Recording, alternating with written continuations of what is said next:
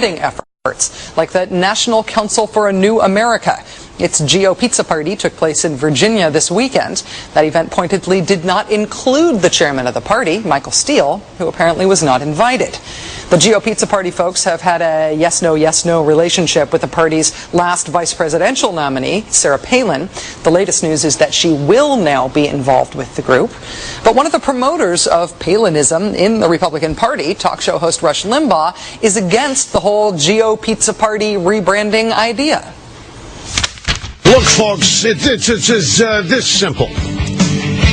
We do not need a listening tour. We need a teaching tour. That is what the Republican Party or slash the conservative movement needs to focus on. Listening tour ain't it.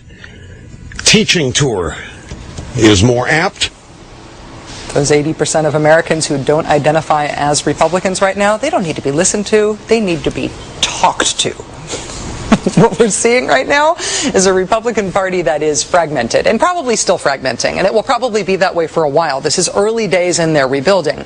But one of the people who is seeing his stature rise in this somewhat chaotic power vacuum is a man who was essentially disowned by his party during this past election cycle. Republican Congressman Ron Paul of Texas, who ran for president this past year. After being excluded from some of the Republican primary debates, Ron Paul held his own Ron Paul convention at the same time as the Republican National Convention, which drew 10,000 supporters in Minneapolis. It was not an adjunct event for the Republican Convention.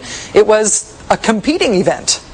The first sign that Congressman Paul might be being brought back into the fold may have been the Republican embrace of the Tax Day Tea Parties last month. Tax Day protests in the theme of a Tea Party are very much associated with Ron Paul supporters, some of whom were slightly miffed to see that message being co-opted by national Republican figures.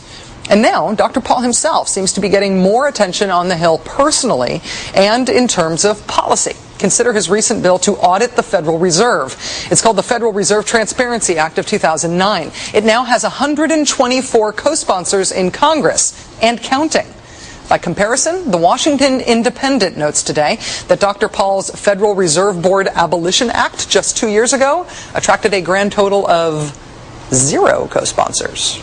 What a difference political exile makes. Joining us now is the man himself, Republican Congressman Ron Paul of Texas. Dr. Paul, thank you so much for coming on the show tonight. It's a real pleasure to have you here. Thank you. Nice to be with you. First of all, I should admit that my introductory remarks were not the most flattering portrait of your party, so I want to give you a chance to say what you think of the Republican Party's fortunes right now. Do you think this is a rebuilding time? Well, something has to be done if they want to stay in existence. I don't think they can continue to do what they've been doing. They've sort of didn't accept what I was talking about during the campaign. But, I talked about and defended. I never voted for an unbalanced budget, never raised taxes. But, I had this other silly idea that you shouldn't fight wars unless the Congress declared them. And I had all this notion that you shouldn't print money when you need it. And these ideas struck a chord with a lot of people. But so far, not a whole lot in the leadership have come to me and said, lead the charge. But hopefully some of these ideas will stick, because all I know is the campuses are very attuned to this and will listen, and I can get still a large number of young people out to listen to a different type of Republican Party where they deal with civil liberties and they deal with a foreign policy that used to not be that strange to the Republicans, where we had a strong national defense, but we didn't go warmongering.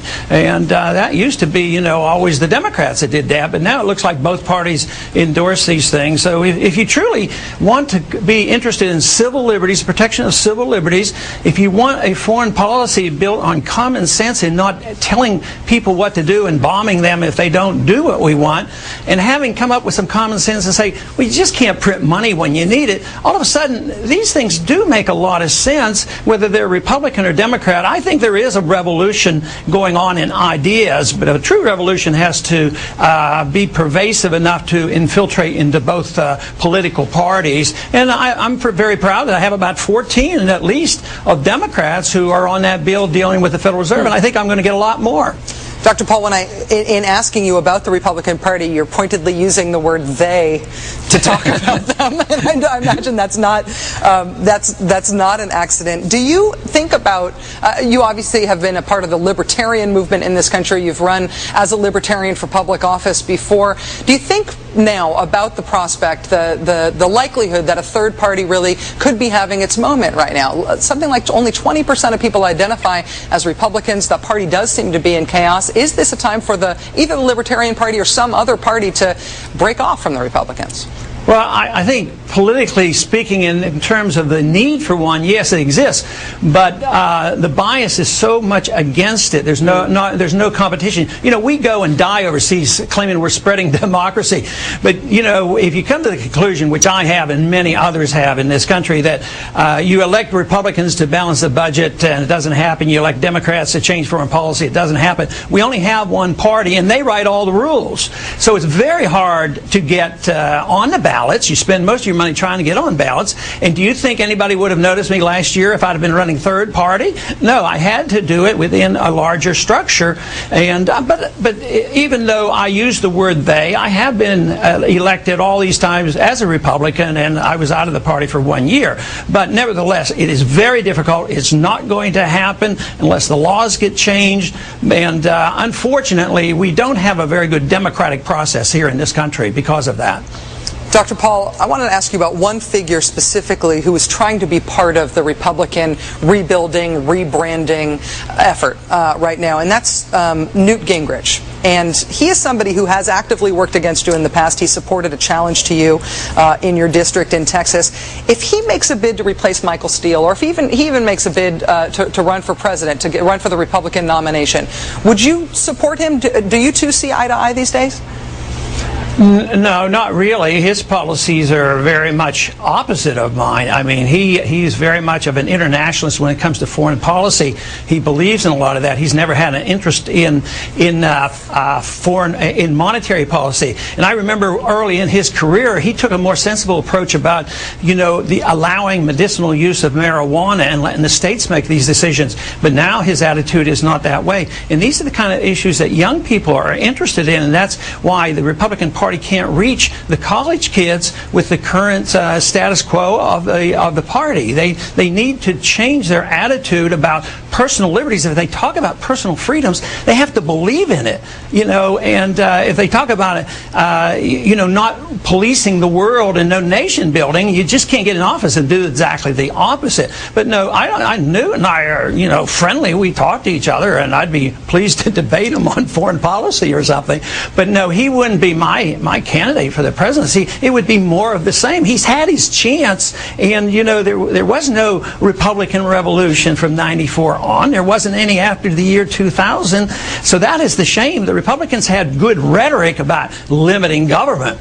Nothing happened, and that's how they lost their credibility. But now they said, well, we didn't act like Democrats, and now so we have to be like Democrats. Democrats get in and they say, well, we got to appease the right wing of the Republican Party, so they start acting like Republicans. So I would say they ought to live up to their true beliefs. Just believe in freedom and believe in the Constitution. Believe me, this country would be a lot better off if we just dealt with it in a simple fashion as that. Believe in freedom. That's what built this country. We don't have to decide which country to invade next. I mean, that's preposterous. Or which new welfare programs that we have to have. But I just don't think that either party right now offers a whole lot to the American people who want to see some really serious changes.